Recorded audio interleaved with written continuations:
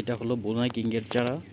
আমি একটা নার্সারি থেকে কালেক্ট করেছি, আম সহ কালেক্ট করেছিলাম, বাট চারাটা রোপণের পর আমটা ঝরে গেছে।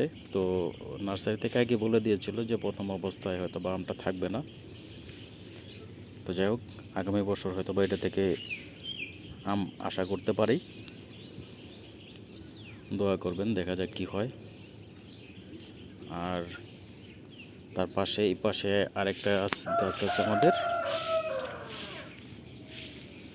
এটা হলো কিং চকোপাত আমের জাত। আমটা নাকি বেশ বড় হয়, তাই নিয়ে আসলাম। ওই পাশে আরও একটা আমের গাছ আছে, ওইটা আপনাদেরকে শেয়ার করছি, যেটাকে রেড পম্পা বলা হয়।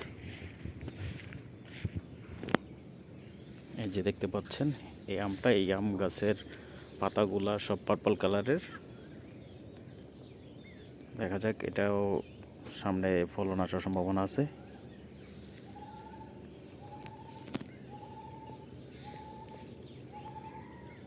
আর এই পাশে হলো ড্রাগন গাছ, ওইদিকে আরও কিছু গাছপালা রয়েছে। এটা হলো দেশি নিমের গাছ, সাথে হলো একটা আমাদের নারিকেল গাছ। যাই হোক, আমরা একটু ওদিকে যাই আমাদের প্রজেক্টের দিকে। আর এই পাশে আরও একটা গাছ রয়েছে, এটা হলো আমলকি গাছ। এগুলো আমি বাড়িতে এই গত 2-1 বছরের মধ্যে যে চারাগুলো লাগিয়েছি, তার এটা হলো রামবুটানের একটা চারা, সাভার থেকে কালেক্ট করা।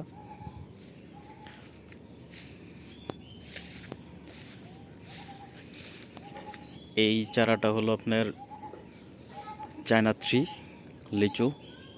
এইবার 3-4টা ফল আসছিল, সামনে হয়তো বা আরও ফল আসার সম্ভাবনা আছে গাছ, কারণ গাছটা মোটামুটি এবছর জোফরাইছে।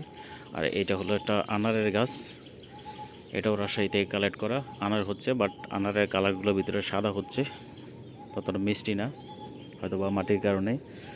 আর এই পাশে দেখতে পাচ্ছেন, এটা হলো বীজ থেকে তৈরি করা খেজুরের গাছ, খুরমা খেজুর, সৌদি থেকে আনা খেজুর। তো ওই খেজুর খাওয়ার পর আমি বিচিগুলা পলিতে দিয়ে রাখছিলাম। আরও বেশ কয়েকটা চারা আছে, টোটাল 10টা দিয়েছিলাম, তো তার মধ্যে থেকে 7টা চারা হয়েছিল। তো এখানে বেশ কয়েকটা চারা আছে। এটাও চায়না লিচু, চায়না 3 লিচু আর কি। আর এটা হলো করমজা গাছ, দেখতে পাচ্ছেন আল্লাহর মধ্যে বেশ ভালো করমজা হয়েছে। আর এই পাশে হলো আমাদের মুরগির খামার, পোলট্রি প্রজেক্ট এই পাশে। আচ্ছা, এটাও আরেকটা খুরমা খেজুরের গাছ, আজোয়া জাতের খেজুর, সৌদি খেজুর যেটাকে বলে, সৌদি খেজুরের চারা। যাক, আমাদের মানে এলাকার যে মাটিতে রোপণ করা, অন্য ধরনের কোনো পরিচর্যা নাই, এক্সট্রা কোনো এডিশনাল কোনো পরিচর্যার মধ্যে করা হয় নাই। দেখা যাক পরবর্তীতে এটার কি ফলাফল পাওয়া যায়। আর এই পাশে হলো আমাদের প্রজেক্ট, ফিশারিজ প্রজেক্ট।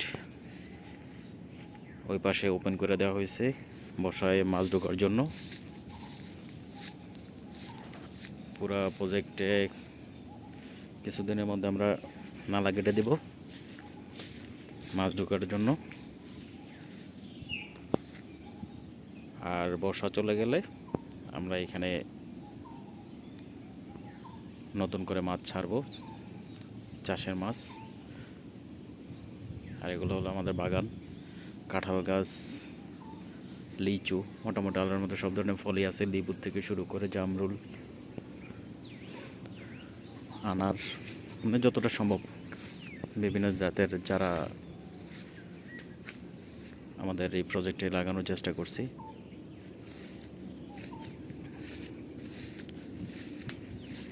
আমাদের ওই সাইডটায় দেখতে পাচ্ছেন, এখানে আমাদের এটা হলো এলাচ গাছ। আর তার পাশে যেটা দেখতে পাচ্ছেন, এই পাশেরটা হলো আপনার আঙ্গুর, সাথে হলো ড্রাগন, এ পাশে মালটা এবং কমলা, তার সাথে আছে দারচিনি গাছ।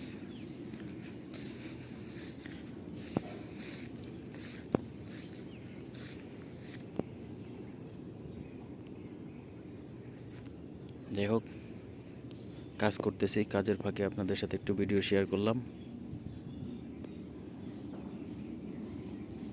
আজকের মতো এখানেই, আবার পরে দেখা হবে ইনশাল্লাহ। আল্লাহ হাফেজ।